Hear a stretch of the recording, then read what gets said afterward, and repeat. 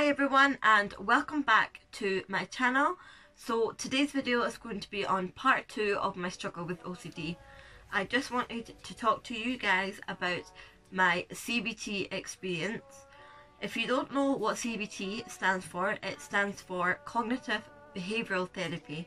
I wanted to share with you the coping mechanisms and strategies I was given throughout my treatment when I was struggling with my OCD.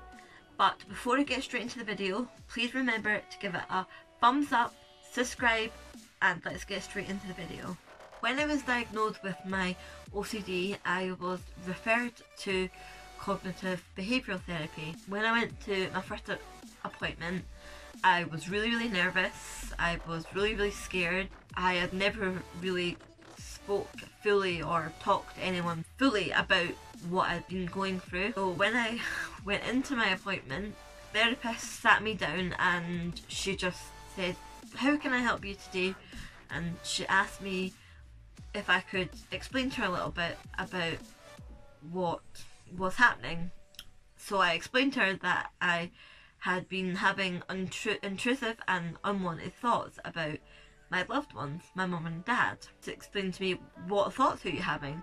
So I said to her that I had been having just like my brain was telling me to say really horrible things in my head about my mum and dad, and it was telling me to say this repeatedly, and it had been affecting me for quite a while now. I had tried to, try and overcome it myself, but I was obviously, she was really glad for me to have explained to her what was going on, because she was then going to be able to help me with different strategies and coping mechanisms to help me overcome OCD.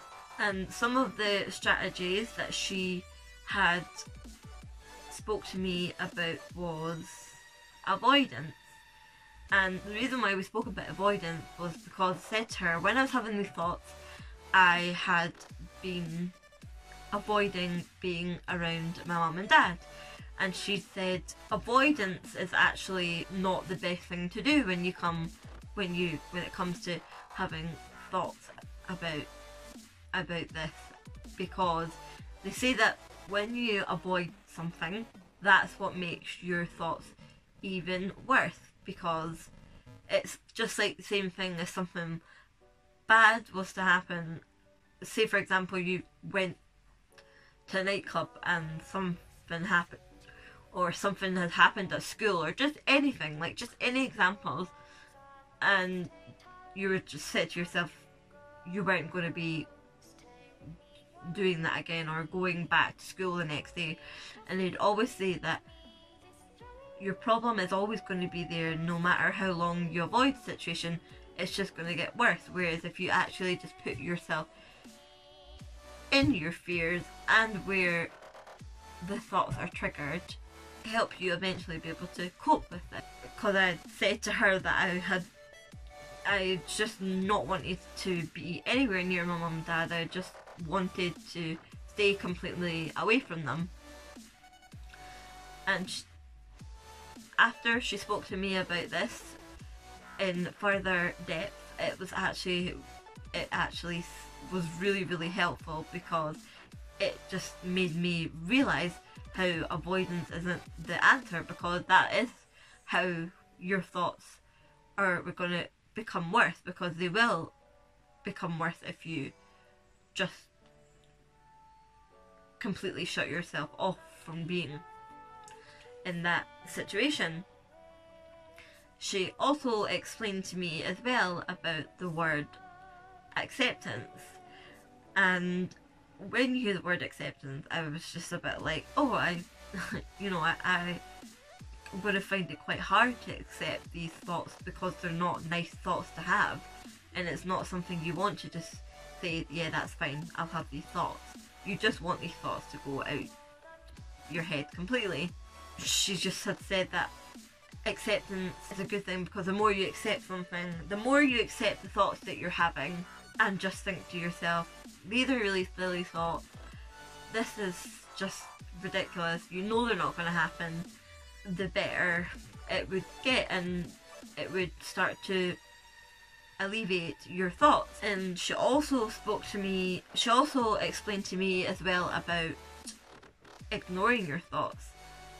And one thing I learned was, when I got these thoughts about my mum and dad, was that I would say to myself when they came into my head was, go away mad pilot, go away mad pilot. Now it sounds quite funny, but actually it was a really good strategy to use when these thoughts popped into your head, because just when they came you could just say, away you go mad pilot, away you go mad pilot. It's really hard at first to do this, and you might think that when you're doing this that, oh, it's taking so long, it's not helping, but you need to give it time. You just need to stick with it, you just need to keep doing it, and then eventually start to see a difference in how the thoughts actually fade away. Because the more you're saying this to yourself, and the more you just keep doing it, your brain's going to start getting used to it, and it's going to start thinking, oh, she's not reacting to these thoughts anymore, so what am I going to do now? Because they always say that your brain's really lazy, your brain loves you, and it loves giving you all these thoughts. So that's why you need to learn the strategy of ignoring it, and the more you do this, the less the thoughts will come. And also I've learned as well that basically when I was having these thoughts and becoming really anxious and distressed, and even like sometimes felt so sick, physically sick, and literally couldn't get out my bed or just wanted to like sleep, it just made me realise that, you know, if you wanted to do something like this, you would just do it. Whereas I just knew that when I was having these thoughts and I was getting anxious and distressed, I just knew that that's because I actually cared, and that's because I actually didn't want these thoughts to happen. She also explained to me about compulsions, to always fight the compulsions, not the obsessions, because a compulsion is something that you do, or an action that you may perform to alleviate the thoughts you're having, which makes you feel better at first, but in the end it doesn't actually, the thoughts just come back to you. Whereas if you just stop doing the compulsion and taking the action, the less the obsession will come, because that's what your brain wants you to do. Your brain wants you to carry out these actions to stop you from having these thoughts, but really actually the compulsion is the worst thing to do. That's always the thing not to do, is not to carry out the action, because that's what's triggering the obsession. Because everyone's always saying that, you know, the obsessions are, that's what starts, but it's actually the compulsions that you start to do that actually affects the obsessions. I feel from having the CBT, it was really effective, it was really helpful, and I actually feel like now I can actually cope with my OCD, and I actually feel quite free of it. I am on medication, but I also would say like it does help, but I'd also say that it's really recommended to have cognitive behavioural therapy as well, as it is really helpful. Thank you so much for watching. I really hope that you enjoyed this video.